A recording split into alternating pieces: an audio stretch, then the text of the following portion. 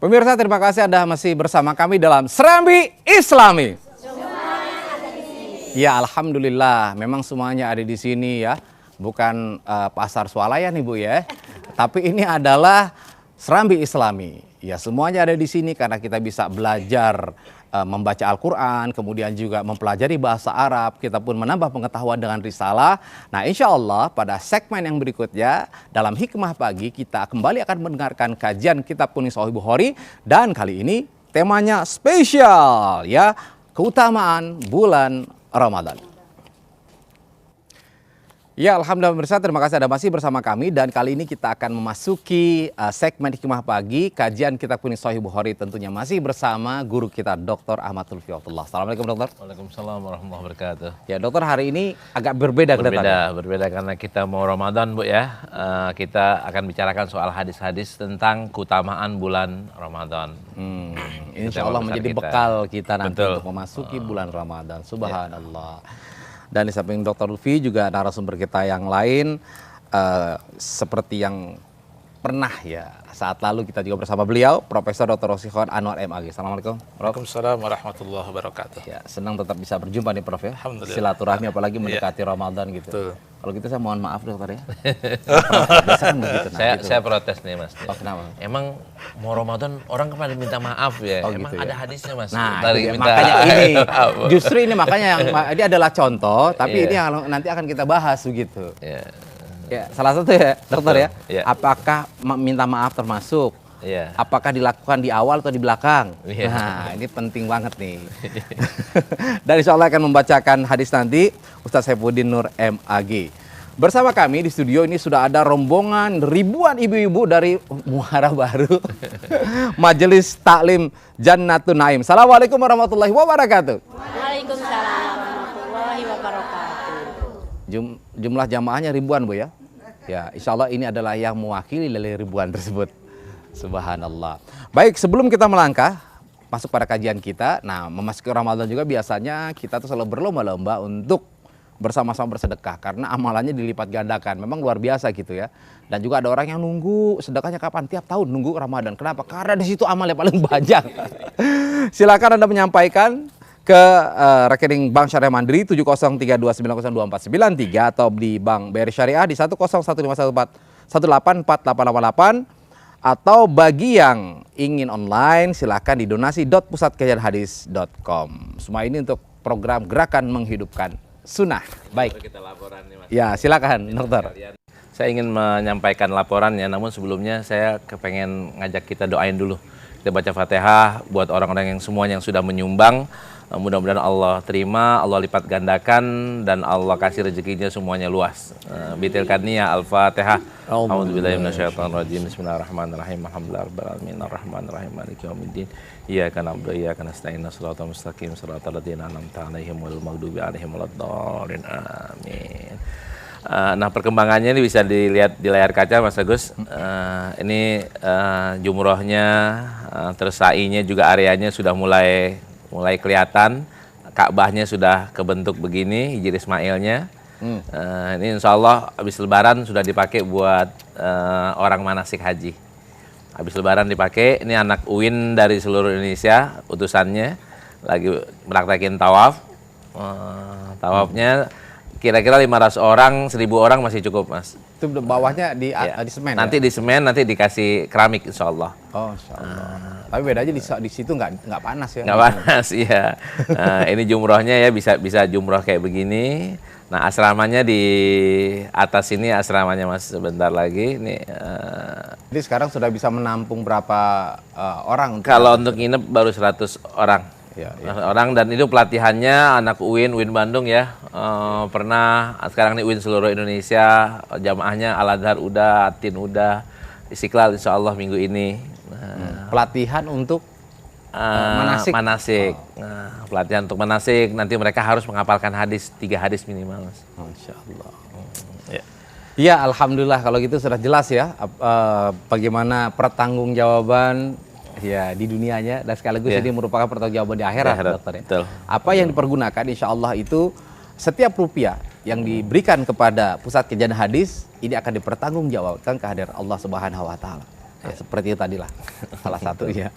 Silakan dokter. Ya, baik pemirsa sekalian, bismillah, alhamdulillah, wassalatu wassalamu ala rasulullah, wa ba'du. Sekarang kita akan masuk ke tema istimewa nih. Menyambut bulan Ramadan, maka tema kita adalah keutamaan bulan Ramadan. Kita udah sering dengar Bu, keutamaan Ramadan dari ceramah-ceramah. Cuman kan hadisnya apa ya? Hadisnya apaan? Nah, sekarang ini kita takkidin lagi. Kita baca hadisnya, keutamanya ini, nanti Profesor tolong diluasin itu. Maknanya tuh apaan sih? Nah, hadis-hadisnya akan banyak Bu. Mana di hadisnya? Tolong Ustaz bacakan salah satunya. Salah satu keutamaan bulan Ramadan. Nah, sebelumnya keutamaan Ramadan itu ada 3. Ada keutamaan puasanya, ada keutamaan bulan Ramadannya, ada keutamaan puasa di bulan Ramadan. Gabungan. Keutamaan puasa apa? Keutamaan bulan Ramadan apa? Keutamaan puasa di bulan Ramadan itu apa? Iya. Nah, tolong Ustaz bacakan Ustaz. قال الشيخ الإمام البخاري رحمه الله حدثنا عبد الله بن مسلمة عن مالك عن أبي الزناد عن الأعرج عن أبي هريرة رضي الله عنه أن رسول الله صلى الله عليه وسلم قال الصيام جنة فلا يرفث ولا يجهل وإن امرؤ قاتله أو شاتمه فليقل إني صائم مرتين والذي نفسي بيده لخلوف فم الصائم أطيب عند الله تعالى من ريح المسك يترك طعامه وشرابه وشهوته من أجلي الصيام لي وأنا أجزي به wal hasanatu bi'asyri amsalha. Ya, ini hadisnya luar biasa Bu. Hadisnya jelas sahih ya, karena riwayatnya riwayat Imam Bukhari. Ada 3 atau ada 4. Ada 4 keutamaan di sini dari puasa. Yang pertama adalah asyamu junnatun. Puasa itu sebagai tabir, perisai kita dari api neraka. Aturannya kita dimasukin, dijorogin ke api neraka. Gara-gara puasa itu kita jadi terhalang dari masuk ke api neraka. Itu yang pertama. Supaya jadi tabir, Rasulullah berpesan, fala yarpus wala yajhal, jangan melakukan hal yang bodoh, jangan berkata yang kotor. Kalau ada yang ngajakin berantem gimana? Kalau ada yang ngajakin berantem, fal yakul inni soim, saya lagi puasa. Jangan berantem. Kalau ntar besok habis lebaran nggak apa-apa dah. Gitu. Nggak boleh juga, nggak boleh kayak begitu.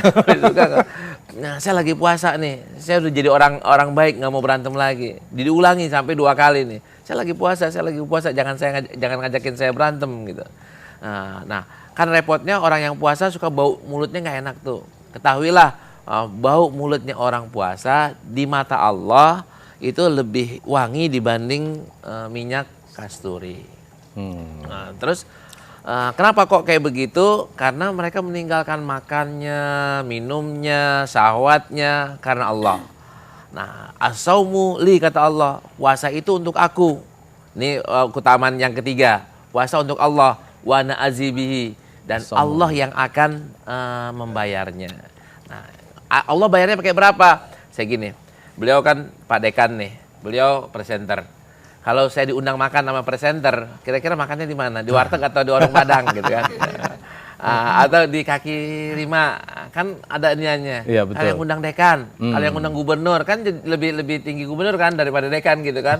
Atau menteri gitu kan? Menteri pasti naktir saya di tempat yang lebih bagus daripada dekan. Kalau presiden ya lebih bagus lagi. Kalau Allah yang balas Bu, Allah yang traktir kan jauh lebih bagus dibanding presiden. Nah, Allah bilang aku yang akan balas. Berarti kan balasnya kasih berapa? Ibu nih, nanti gua kasih hadiah lo. Siapa yang ngomong? Tukang ojek. Kasih hadiah paling 1.000, 2.000, 10.000 Bu. Yang ngomong supir taksi mungkin 10.000, 20.000 sampai 50.000. Yang ngomong direktur akan ngasih hadiah, ya kan bisa berapa puluh juta kan gitu kan? Kalau Allah yang ngasih hadiah, kan nggak mungkin 100 juta Bu. Pasti miliaran, pasti lebih daripada itu. Nah, walhasil dari hadis ini itu puasa padilahnya, keutamaannya adalah yang pertama ya sebagai tabir, yang kedua mulutnya jadi wangi, yang ketiga untuk Allah, yang keempat Allah akan bayar. Bayar sesuai dengan standar Allah, bukan standar manusia. Nah itu dia. Tapi jangan gara-gara misalkan mulutnya apa baunya itu Allah wah, luar biasa, sengaja makan jengkol pas sahur ya gitu. Kemana-mana gitu. Itu nggak bisa juga dokter ya. Jangan sampai kayak begitu tuh. Nah ini satu hal yang menarik. Ya nanti mungkin ada bahasan yang akan kita perdalam lagi. Betul. Barangkali Prof sebelum ini ada pembukaan nih kita mau sampaikan dulu ya. Iya. Sesuai dengan hadis tadi. Ya memang kita sudah sering mendengar ya keutamaan-keutamaan bulan Ramadan. Bahkan mungkin tema yang akan kita bahas pun sudah sering Ibu dengar Bu ya. Jadi ini kebaikan Allah kepada kita ya. Kita melaksanakan ibadah puasa itu Allah juga siapkan keutamaannya ya. Tapi tentu harapannya ini jangan selalu kita ini kalau melakukan kebaikan harus selalu dikasih dulu iming-iming ya. Jadi kalau ada padilahnya baru kita melaksanakan ya. Tapi alhamdulillah Allah Subhanahu wa taala tetap memberikan keutamaan-keutamaan kepada orang-orang yang berpuasa ya. Jadi harapannya mudah-mudahan walaupun puasa tahun sekarang insya Allah sama dengan tahun puasa sebelumnya ya. Jadi mulai sahurnya tetap subuh Bu, nggak berubah ya. Lalu kemudian buka juga tetap di maghrib nggak berubah. Tetapi harapannya mudah-mudahan puasa yang terus kita laksanakan ini terus berubah dan yang terpenting semakin menambah nilai ketakwaan kita kepada Allah Subhanahu wa taala. Ya, baik. Ibu kira-kira menghadapi puasa ini sedih atau gembira? Gembiranya kenapa? Mau puasa.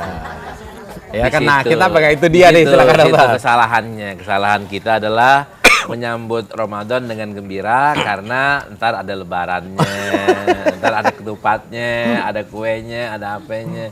Itu yang materi banget gitu. Kenapa nggak keutamaan yang tadi itu Pak? Yang 4, itu baru 4. Ada lagi nggak keutamaannya? Tolong bacain lagi Ustadz, hadis yang berikutnya Ustadz. Keutamaannya apa lagi? Nah, ya. Qala haddatsana Ali bin Abdullah qala haddatsana Sufyan qala haddatsana Jami' an Abi Wa'il an Huzaifah qala qala Umar radhiyallahu anhu man yahfazu haditsan 'anil Nabi sallallahu alaihi wasallam fil fitnah qala Huzaifatu ana sami'tuhu yaqulu fitnatur rajuli fi ahlihi wa malihi wa jarihi tukaffiruha as-salatu was-siyamu was-sadaqah. Cukup nyampe di situ. Ini Umar nanya nih kepada para sahabat, para sahabat, ada gak yang pernah dengar Rasulullah ngomong soal fitnah? Soal fitnah. Ada yang angkat tangan, Huzaifah namanya. Ana ya Umar. Ana pernah dengar Rasulullah bersabda. Apa sabda Rasulullah? Fitnatur rajul, ujian seseorang itu baik di keluarganya maupun di keuangannya, di duitnya, di hartanya, di tetangganya, tukaffiruha as-shalat. Akan bisa dimaafin kesalahan-kesalahannya lewat sholat, lewat puasa, lewat sedekah. 3 hal yang diungkapkan di sini. Sholat, puasa, sedekah. Nah sekarang nih kita tanya nih, di antara kita-kita ini siapa yang nggak punya dosa? Siapa yang nggak pernah salah dalam menggunakan uangnya? Siapa yang nggak pernah salah sama tetangganya? Siapa yang nggak salah sama bininya, sama lakinya, sama anaknya, sama orang tuanya? Semua kita pernah melakukan kesalahan itu. Kalau dosa ini terus kita tahan Bu ya, kita kumpulin, kita simpen sampai kita meninggal, kira-kira kita dijeburin ke neraka gak? Iya. Nah dosanya ini harus dibersihin. Salah satu pembersihnya adalah puasa. Nah kesimpulannya Imam Bukhari bilang puasa itu merupakan pengampunan dosa. Nah besok kita mau puasa. Nah, puasa mana yang pengampunan dosa? Puasa yang benar. Puasa yang benar yang kayak gimana? Yang memenuhi persyaratan ajaran fikihnya para ulama. Ulama bilang apa? Puasa ya nggak boleh makan. Puasa tadi yang Prof bilang sahurnya ya subuh atau sebelum subuh ya. Kalau udah azan subuh jangan sahur lagi kan gitu kan. Bukannya kapan? Ya habis maghrib, jangan sebelum maghrib. Nah itu hal-hal yang kayak begitu harus kita tetap pertahankan, kita tingkatkan kualitasnya. Iya, baik. Nah tadi kalau salah satunya adalah menahan emosi marah ya dokter ya. Betul. Nah permasalahannya kan banyak sekali perang Rasulullah terjadi di bulan puasa. Nah, kan mungkin orang nggak kebayang, kok bagaimana perang tapi nggak pakai nafsu, tak bunuh ya, gitu kali ya. Ayo saya bunuh nih, gitu. Nah, kita tadi akan melihat juga ya, bagaimana sih sebenarnya implementasi yang sebenarnya ya kayak menahan nafsu itu seperti apa. Padahal Rasulullah perang aja Di bulan Ramadan. justru di bulan Ramadan. Iya, iya. Kok perang tadi ditawarin disuruh berantem aja nggak mau, tapi ini malah Perang. membunuh kan, malah perang. Iya, Nah, iya. penasaran kan? Tetap bersama kami karena setelah ini akan kembali lagi dalam kajian Kitab Kuning Sahih Bukhari.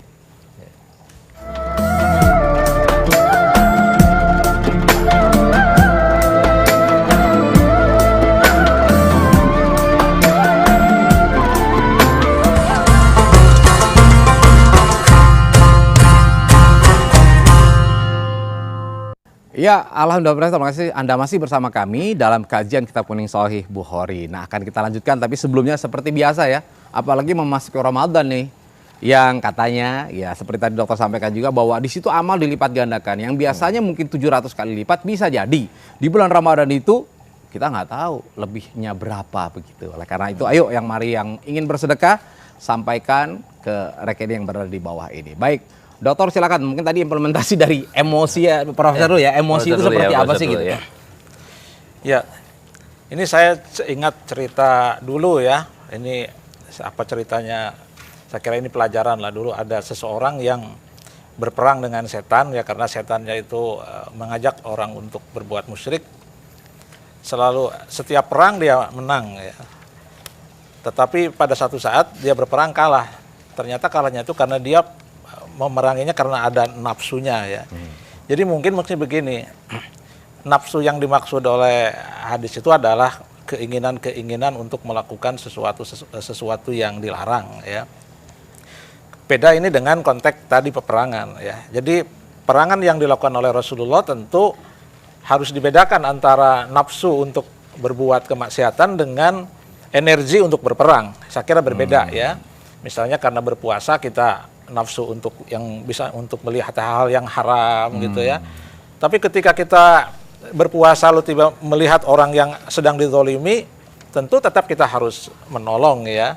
Jadi energi untuk menolong, untuk berbuat kebaikan itu berbeda dengan nafsu yang tadi disinggung tadi itu ya. Jadi nafsu yang dimaksud di sana adalah nafsu untuk melakukan hal-hal yang diharamkan atau hal-hal yang dilarang. Itu saya kira yang disebut dengan nafsu. Jadi walaupun berpuasa tentu ini tidak ada halangan kita untuk melakukan sesuatu yang positif ya, sesuatu yang boleh jadi mungkin memberikan energi juga gitu ya. Iya, baik. Nah, itu tadi ada perbedaan nafsu gitu. Dan mungkin juga ini dokter, ketika kalau salah saya pernah dengar tuh, ketika Ali kalau salah ingin membunuh, ketika dia diludahi, wah malah nggak jadi dibunuh. Iya. Nah, itu mungkin beda juga kali ya. Betul. Itu berarti yang pertama karena Allah, yang kedua karena emosi Karena diri sendiri, emosi, nafsu. Iya.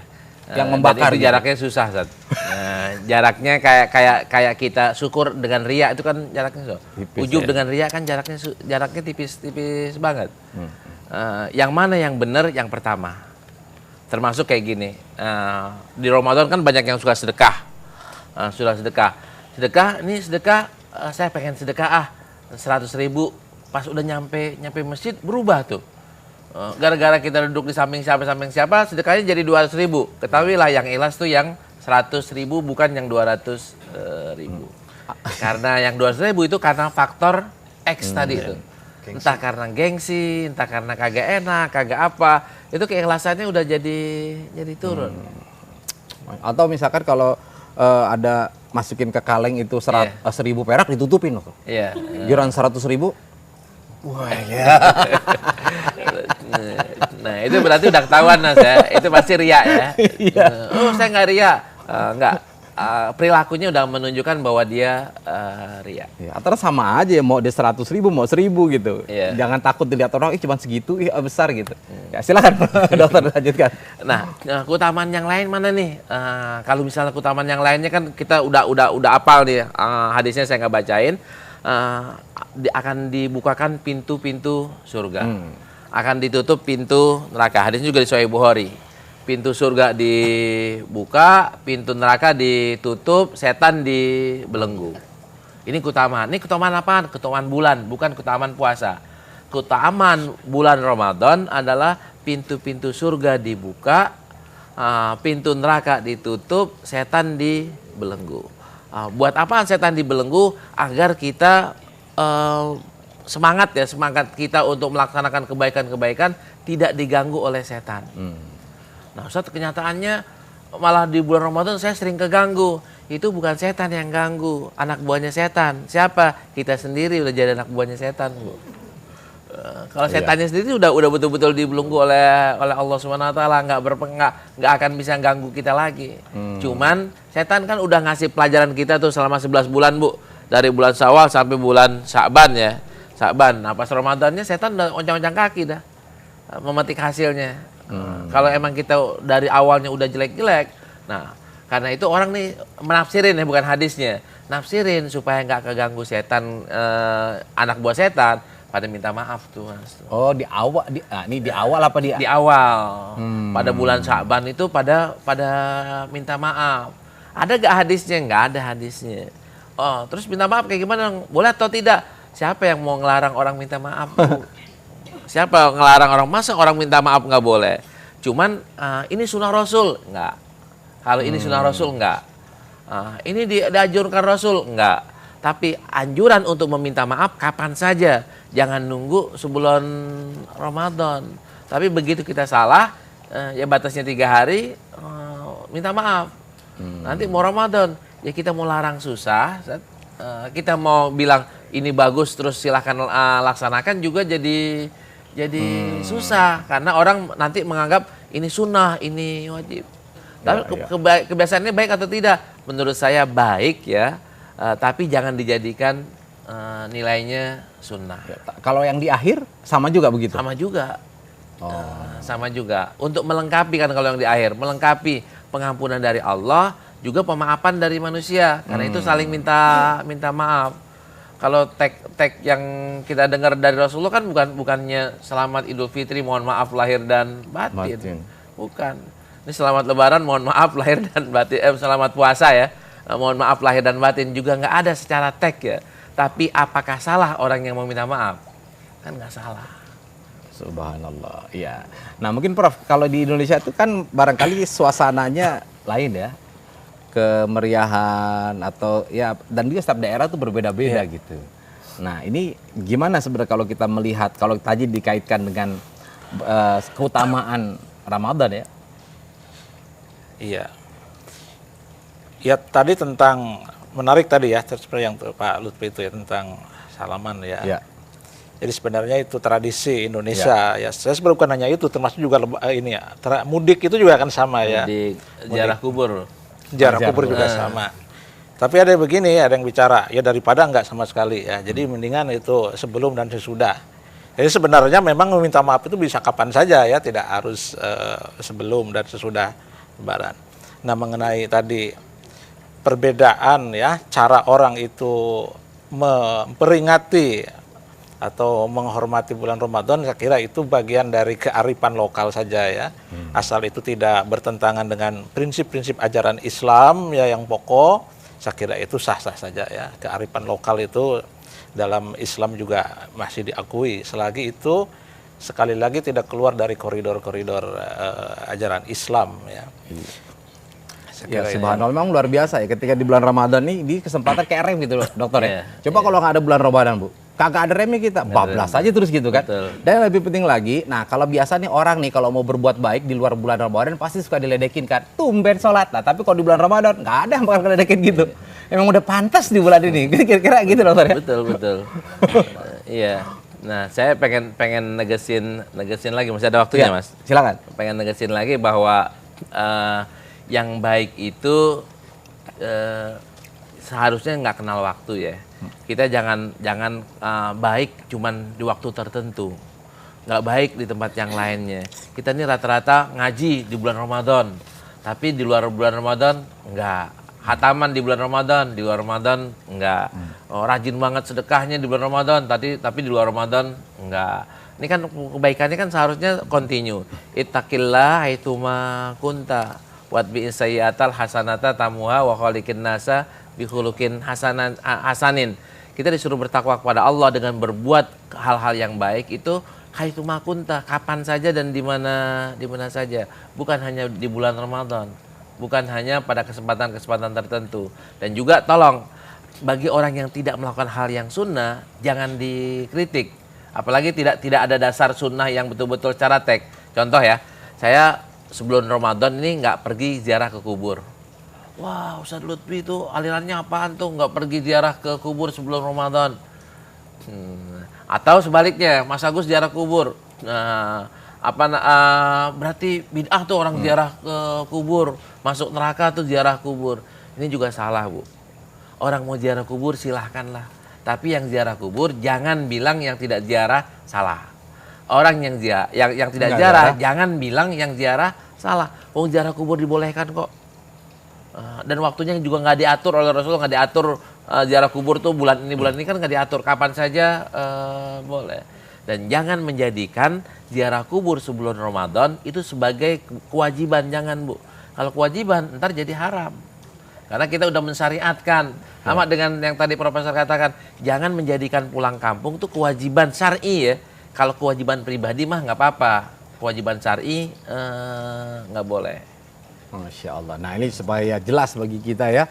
Karena hukum dalam syariat Islam itu memang harus jelas. Tetapi ada tadi kearifan yang disebut dengan kearifan lokal itu maksudnya apa yang muncul di sekitar kita, Bu. Budaya yang bagus, kebiasaan yang bagus ya dijalanin aja terus. Ada yang mau nanya mungkin silakan. Ya silakan. Assalamualaikum warahmatullahi wabarakatuh. Waalaikumsalam. Nama saya Ibu Ana dari Majelis Taklim Jannatul Naim, Muara Baru, Jakarta Utara. Saya mau nanya ini Pak Ustadz, kan puasa nggak boleh marah-marah katanya, harus sabar, tawakal. Tapi itu ada marah-marah, udah gitu habis marah-marah, saya habis marah-marah katanya ini, kesal katanya, saya jadi puasa saya batal nih katanya. Terus makan apa itu harus makan gitu Pak? Iya. Ya sama ini. Kalau sahur kadang kesiangan. Insaf, waduh sahur. Jadi ya imsak itu. Imsak ya. Jadi nggak makan sahur tuh jadi minum aja. Bagaimana itu Pak? Sah nggak itu puasanya? Ya. Udah azan belum waktu itu, Bu? Belum aja baru imsak. Ya, dengarnya imsak aja ya. Ya, baik. Langsung dijawab dulu, dokter. Ya, saya jawab satu ya. Yang pertama soal apa tadi? Ya marah-marah ini kan ada yang batal secara fikih, ada yang batal secara tasawuf gitu.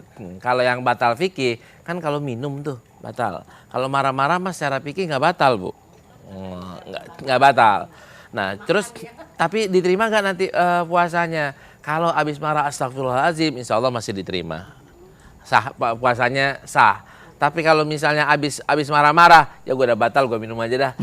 Batal itu bukan karena marahnya, karena batalnya minumnya. karena minumnya.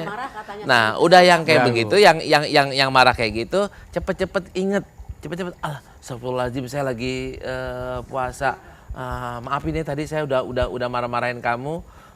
Maafin saya nggak sadar, nggak bisa jaga emosi. Maafin, nah itu nggak membatalkan puasanya. Dan insya Allah puasanya tetap diterima. Yang kedua, Prof, silakan. Ya tentang tadi Ibu yang dengar teriak imsak ya, lalu kemudian. Nah saya kira tergantung itu yang teriak imsaknya habis subuh atau belum gitu ya. Belum ada. Biasanya itu diucapkan untuk ada jarak ya, ada jarak dari waktu yang sebenarnya. Cuman biasanya sebaiknya kita itu bersiap-siap lah supaya terkadang kan batas waktu itu juga kita tidak jelas ya, mungkin di masjid ini jamnya terlalu cepat atau terlalu lambat sehingga sebaiknya kita tuh bersahur itu sebelum ada teriakan-teriakan itu ya. Saya kira itu. Ya kalau masih hanya minum aja gitu, sebenarnya masih boleh makan juga kali, Bu. Ya. Iya itu belum. Prof ya. Oh, ada semacam keraguan. Nah, dokter gimana, dokter? Iya, tetap sah, Bu. Seperti yang tadi dikatakan, sah tetap, minum aja. Toh belum azan gitu. Nah, yang ada di Sunan Abu Daud kayak gini, Bu, yang ini. Saya lagi makan nih, entah pisang, entah tahu ya, makan gini. Pas udah makan, ada di mulut, azan. Azan, ini terusin atau lepein gitu, lepein itu dibuang Bu. Nah, ini diterusin atau kayak gimana? Rasulullah bilang, itu makan aja. Yang udah ada di mulut sekalipun udah azan, Makan. itu makan aja. Yang nggak boleh yang di mana? Yang ada di piring Bu, nggak boleh. Tapi kalau misalkan agak seret gimana jadi dokter? agak Nyangkut gitu kan? Boleh nggak dilanjutin sama? itu udah nggak boleh. Itu kumur aja dah. Kalau yang kayak gitu, soalnya kan ini kan berarti kan di luar Mas. Tapi kan dipegang. Di luar kan belum di dalam nih. Oh gitu ya. Kalau umpamanya kita lagi minum geleg-geleg gini, kalau nyambung gitu, nah ini adzan ini berdasarkan teks yang di hadis Abu Daud itu lempengin aja, terusin aja. Tapi syaratnya tadi ya, jangan mentang-mentang ini pegang dua nih, pegang dua kayak begini, karena terlambat bangun kayak ibu ya, terlambat bangun udah imsak, pegangnya langsung dua langsung. Ini namanya ada unsur kesengajaan. Bu. Iya. Ini kita bermuamalah kan sama Allah ya. Allah yang tahu mana yang kita bikin, mana yang jalurnya udah normal gitu, yang nggak dibuat-buat. Yang Allah maklumin adalah yang tidak dibuat. Iya dong, jangan mentang-mentang suka udah telat ya, ada misalkan minuman buah gitu, yang gede, tangguh kata Dr. Lutfi nggak apa-apa, udah nempel aja terus sampai tuntas. Masya Allah, memang Allah nggak bisa dibohongin pastinya. Yang tahu adalah hati kita dan Allah saja. Tetap bersama kami karena setelah ini kita akan kembali lagi masih dalam kajian Kitab Kuning Sahih Bukhari.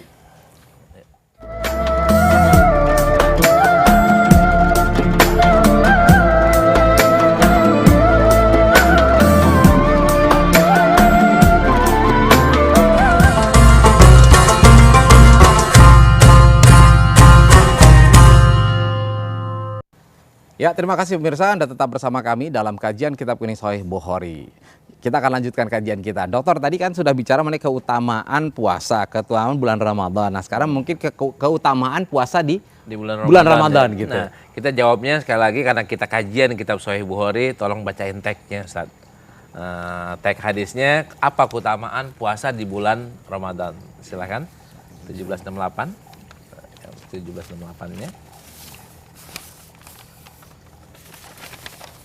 قال حدثنا مسلم بن إبراهيم قال حدثنا هشام قال حدثنا يحيى عن أبي سلمة عن أبي هريرة رضي الله عنه عن النبي صلى الله عليه وسلم قال من قام ليلة القدر إيمانا واحتسابا غفر له ما تقدم من ذنبه ومن صام رمضان إيمانا واحتسابا ghufira lahu ma taqaddama min dhanbi.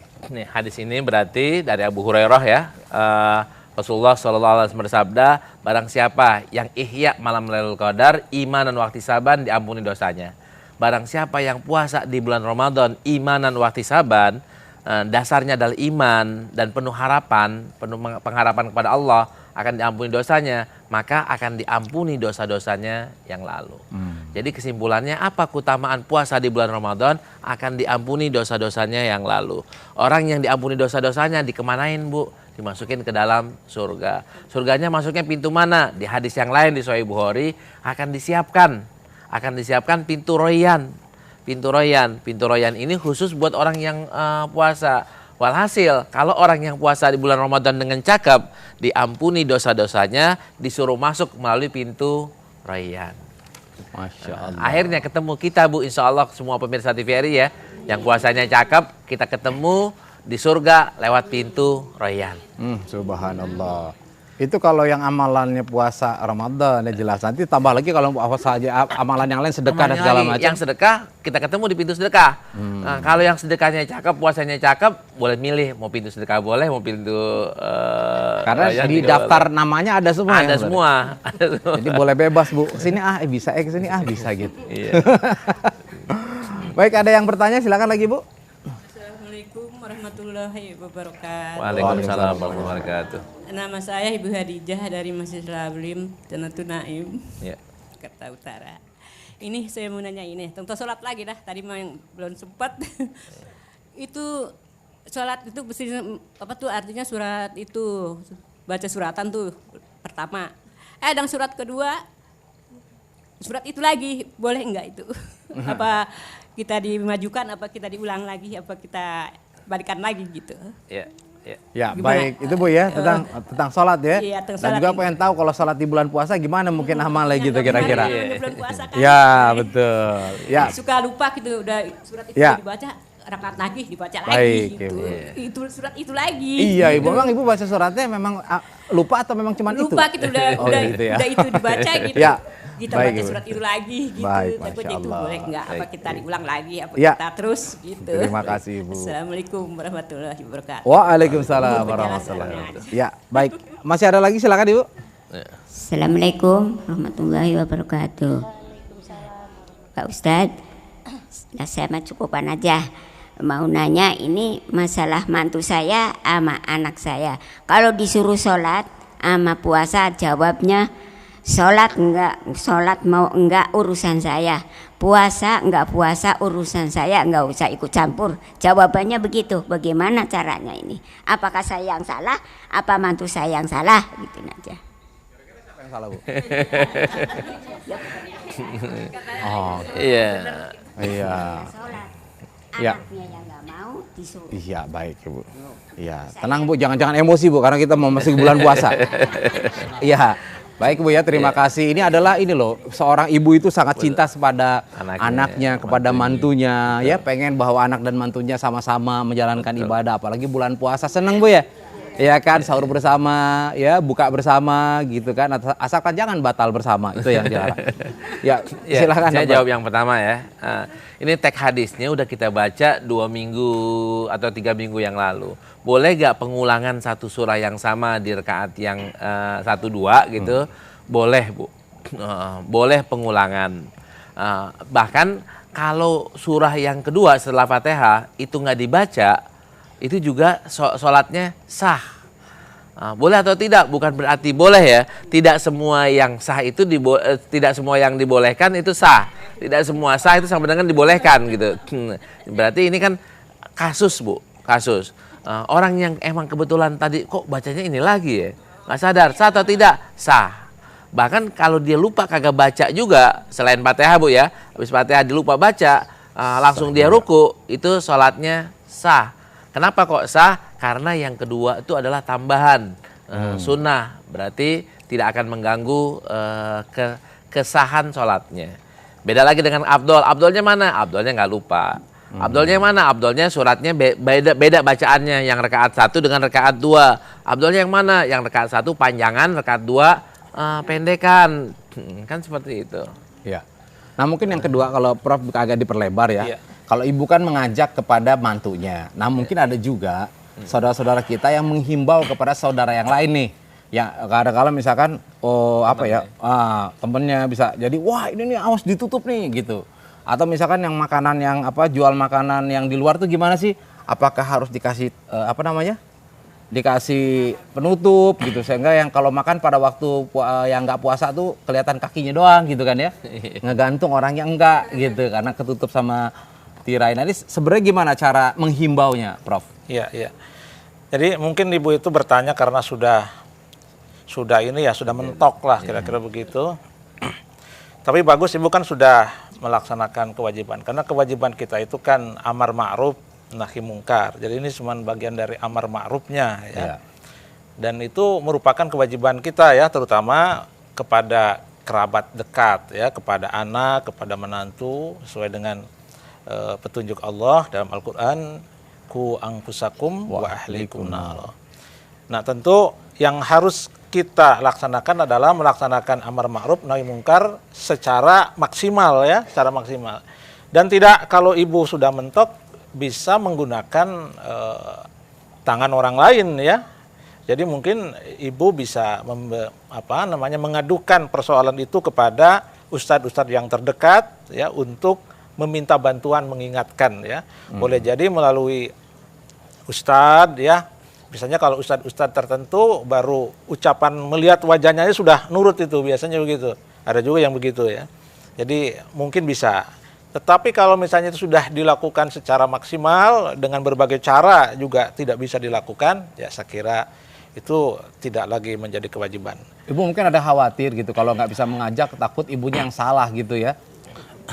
Gitu tuh. Ya, kan Prof. sudah dilakukan, ya, itu sudah dilakukan. Jadi jangan khawatir Bu, kalau seandainya memang itu sudah lepas tanggung ibu tetap ke surga seperti dokter katakan tadi. Kalau anak dan mantu ya kita belum tahu, jangan bilang juga neraka lu gitu. Emang ibu petugas Yesus suka neraka kan? Nggak juga gitu ya. Iya, dibilang fadzakir innama anta muzakir lasta alaihim bimusaitirin illa man tawalla wa kafar. Kita tuh nggak punya kemampuan Bu untuk ngislamin orang nggak mampu, untuk ngebaikin nggak mampu, untuk jadiin orang bertakwa nggak mampu. Tugas kita adalah hanya sebagai mengajarkan, mengingatkan, mencontohkan. Kita udah ngajarin belum? Jangan-jangan ibu belum pernah ngajarin. Waktu SD-nya, waktu kecilnya nggak diajarin. Kan jadi salahnya adalah salah tidak mengajarkan. Nanti tidak mencontohkan, jangan-jangan ibu nggak puasa, anaknya disuruh puasa. Kan banyak ya, bukan ibu, bukan. Kasus orang lain. Ada orang yang nyuruh anaknya puasa tapi dia sendiri nggak puasa. Ini udah ngingatkan, yang ketiga ngingatkan. Udah ngingetin belum? Ngajarin sudah, contohin sudah, tinggal ngingetin. Kalau ini tiga-tiganya udah kita laksanakan, maka dosanya adalah udah murni punya dia. Ya kalau misalnya bahasa saya nih pakai orang Betawi, ya udah, ntar lu masuk neraka, lu jangan panggil gue lagi ya. Nah, Tanggung jawab diri gitu. Nah, lu rasain dah tuh, lu rasain. Dibilangin udah, diajarin udah, dicontohin udah, masih ngeyel juga, ya udah. Assalamualaikum warahmatullahi wabarakatuh. Bisa ada masing-masing ya. Jadi gitu Bu. Jadi kalau yang repot kan tadi harus ada contoh gitu. Kayak babenya. Ya nggak puasa, nyuruh anaknya puasa, puasa lo. Anaknya bilang lah babe nggak puasa, dia jawab babenya, kalau babe udah punya pengalaman puasa dulu gitu ya. Ini bukan masa pengalaman awal, ini adalah kewajiban gitu. Nah, Prof, bagaimana seandainya memaksakan tuh sampai misalkan melakukan kekerasan? Ya tentu amar ma'ruf nahi mungkar itu sebagaimana dalam hadis yang populer ya, yang man ra'a minkum mungkaran falyughayyir biyadihi, ya dengan tangan. Tapi tentu yad di sini tidak mesti dalam bentuk tidak mesti dipahami dalam bentuk kekerasan fisik ya. Tapi menggunakan potensi yang yang dimiliki. Kalau kekuasaan tentu yadnya itu kekuasaan. Kalau orang tua mungkin yadnya itu tidak mesti dalam bentuk fisik. Mungkin karena orang tua itu punya kekuatan ngasih uang, bisa saja misalnya kalau tidak berpuasa kita tidak akan kasih uang, bisa juga itu ya. Yang penting sebisa mungkin dalam melakukan amar ma'ruf nahi mungkar itu sebisa mungkin dilakukan secara halus ya, tidak menggunakan kekerasan fisik ya. Kecuali ya kekerasan fisik itu diperlukan ya dalam konteks-konteks tertentu ya. Dalam konteks-konteks tertentu misalnya dulu Rasulullah itu berperang itu karena memang tujuannya membela diri, karena kekuatan fisik itu diperlukan. Jadi selagi amar ma'ruf nahi mungkar bisa dilakukan tidak menggunakan kekerasan fisik, saya kira kenapa harus menggunakan kekerasan fisik? Iya. Ya, saya kira itu. Ya silakan dokter sebagai kesimpulan. Kesimpulannya jadi kan puasa Ramadan ini ya, Ramadan ini dari 3 hal gede banget tuh Bu. Puasanya gede, puasa di bulan Ramadannya gede, entar pahalanya dimasukin ke surga melalui pintu royat. Orang kan pada bilang gini, gak peduli mau masuk pintu mana pi ya, yang penting masuk surga. Kalau surga kita mau hitung berapa nilainya kan gak kehitung. Kalau surga kan gak kehitung. Karena itu pahala puasa sama dengan tidak kehitung. Iya kan?